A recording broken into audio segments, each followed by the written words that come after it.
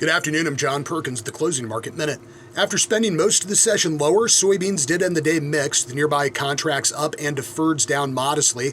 Still seeing a lot of mixed signals about the proposed trade deal with China this week. China did buy 129,000 tons of U.S. soybeans on Thursday morning, but in the grand scheme of things, that's a pretty routine amount, not nearly as much as the trade chatter had been talking about.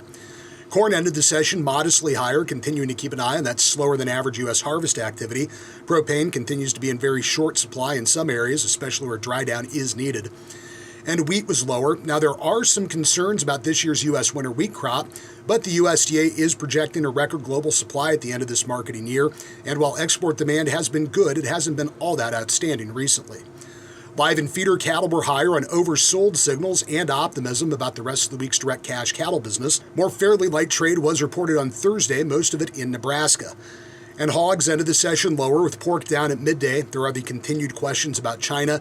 China is allowing imports of U.S. poultry once again for the first time in almost 5 years, but Beijing's tariff on U.S. pork remains in place.